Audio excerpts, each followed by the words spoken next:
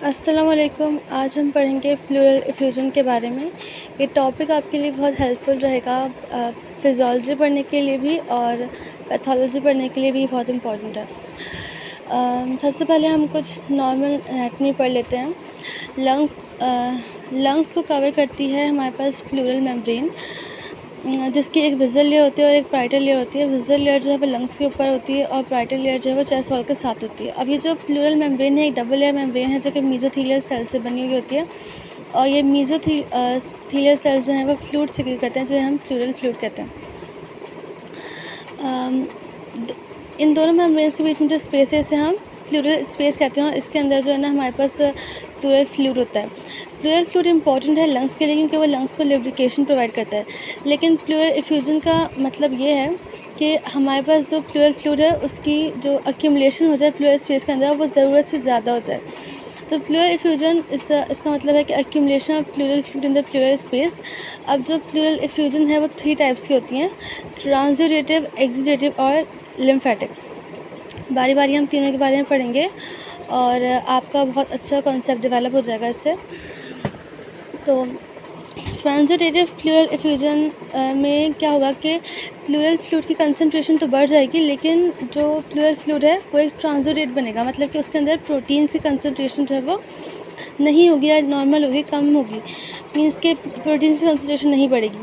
अब ट्रांसुडेटिव pleural effusion के जो कॉजेज़ हैं वो हो सकते हैं कि हाइड्रोस्टैटिक प्रेशर का बढ़ जाना लंग्स की कैपिलरीज़ में, या फिर ऑनकोटिक प्रेशर कम हो जाना। हम जानते हैं कि हाइड्रोस्टैटिक प्रेशर जो ब्लड का प्रेशर है और हाइड्रोस्टैटिक प्रेशर इंक्रीज़ क्यों होगा, इसका जो रीज़न है वो हो सकता है हार्ट फेलियर। फेलियर में ये होता है कि हार्ट जो है ना इफेक्टिवली पंप नहीं कर पाता, जिसकी वजह से जो ना ब्लड जो है वो बैकअप होता है पल्मोनरी आर्टरी से लंग्स कैपिलरीज में जाता है और वहाँ पे एक्यूमुलेट हो जाता है, जिसकी वजह से पल्मोनरी कैपिलरीज की परमिएबिलिटी इंक्रीज़ हो जाती है।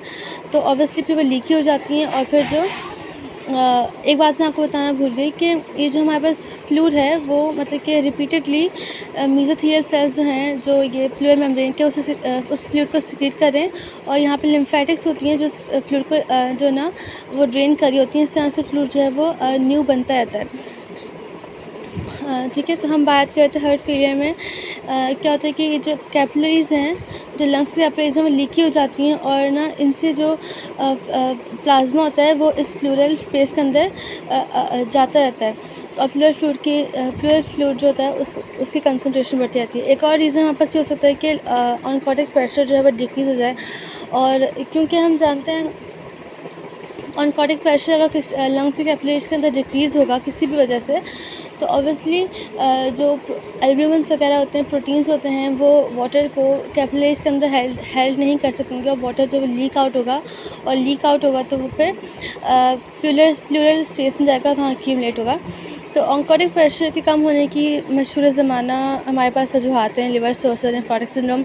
लिवर सिरोसिस में प्रोटीन जो है बनते ही कम है, और नेफ्रोटिक सिंड्रोम में हमें पता है कि प्रोटीन यूरिया होता है, तो जो प्रोटीन्स हैं वो एक्सक्रीट होते रहते हैं।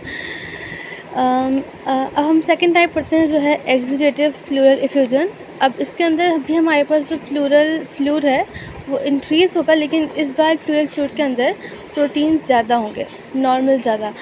अब ये होता ही क्यों है?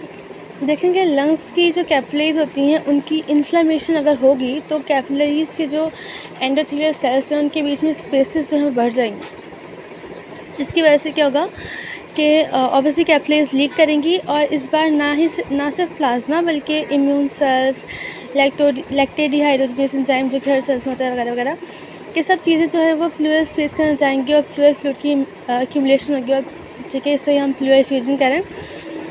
अब हमारे पास जो है हमें पता चल गया कि exudative pleural effusion inflammation of pulmonary capillaries की वजह से होती है, लेकिन वो इन्फ्लेमेशन ऑफ पल्मोनरी कैपिलरीज़ हमारे पास हो सकती है लोकल ट्रॉमा की वजह से लंग्स पर, या फिर कोई जनरलाइज मेलिग्नेंसी है जैसे कि SLE, तो उसके अंदर तो हमें पता है कि जनरलाइज वेज़ोडाइलेशन होती है, तो हमारे पास कैपिलरीज़ जो हैं वो लंग्स की भी लीक करेंगे और प्लूरल इफ्यूजन होगी, और इन्फेक्शन।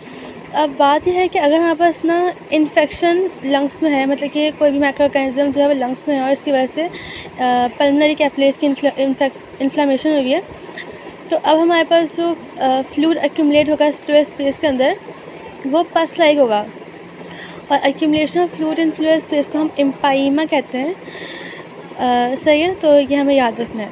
फिर हमारे पास आता है लिम्फेटिक फ्लूइड इफ्यूजन।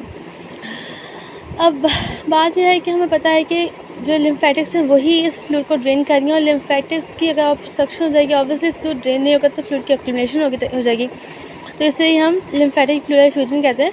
लेकिन इसमें एक स्पेशल कंडीशन होती है जिसे हम काइलोथोरैक्स कहते हैं। ये सारी टर्मिनोलॉजी जो मैं यूज़ कर रही हूँ ये इम्पॉर्टेंट है आपकी क्लिनिकल साइड के लिए। खैर ये काइलोथोरैक्स का मतलब ये होता है कि हमारे पास अगर थोरेसिक डक्ट की ऑब्स्ट्रक्शन हो गई, ऑब्वियसली थोरेसिक डक्ट जो है लार्ज लिम्फेटिक डक्ट है, उसकी ऑब्स्ट्रक्शन की वजह से जब लिम्फेटिक्स जो ना ड्रेन नहीं कर पाएंगी इस फ्लूइड को तो फ्लूइड इफ्यूजन होगी। इस कंडीशन को हम काइलोथोरैक्स बोलते हैं। अब थोरेसिक डक्ट की ऑब्स्ट्रक्शन क्यों हो सकती है? वो हो सकती है अगर हमारे पास trauma to thoracic duct due to mediastinal surgery हो या ट्यूमर इन मीडियासिनम हो जो कि कंप्रेस करते थोरेसिक डक्ट को। अब एक पेशेंट हमारे पास आया है, हम वार्ड में अक्सर जाते हैं, तो हम जो है ना पल्मो के वार्ड में अगर जाएंगे तो ये चीज़ें बहुत कॉमन होंगी। तो एक पेशेंट हमारे पास आया है, हमें उसके अंदर फाइंडिंग मिली है फ्लूइड इफ्यूजन की, तो हम सिम्टम्स पे गौर करेंगे।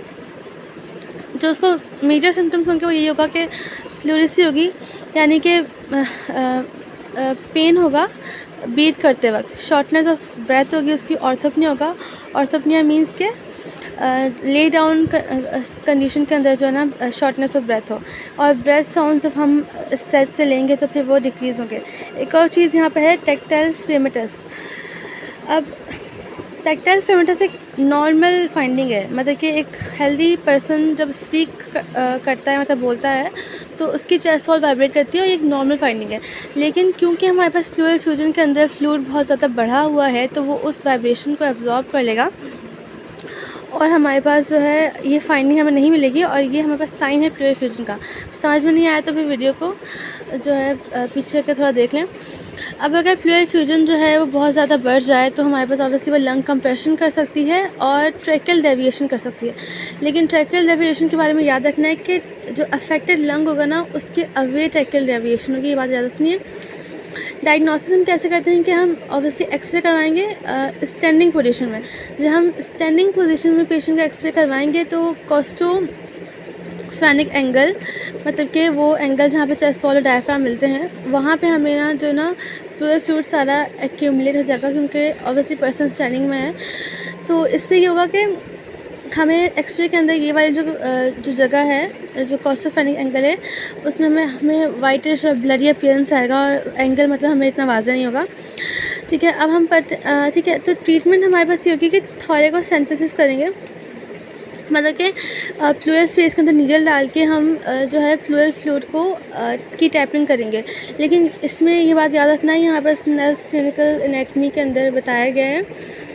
और ये इम्पॉर्टेंट बात ये है बहुत कि जो हमारे पास रिब्स होती हैं, पता है कि रिब्स के बिल्कुल लोअर बॉर्डर पे हमारे पास न्यूरोस्केलेटल और वेसल्स वगैरह होती हैं, तो हमें इस तरह से नीडल इंसर्ट करनी है कि वो वेसल्स वगैरह डैमेज ना हो। तो हमें याद रखना है कि हमेशा लोअर रिग के अपर बॉर्डर पे नीडल इंसर्ट करनी है अगर हम थोरेकोसेंथेसिस कर रहे हैं, तो इट इज़ के needle insert at the upper border of the lower rib.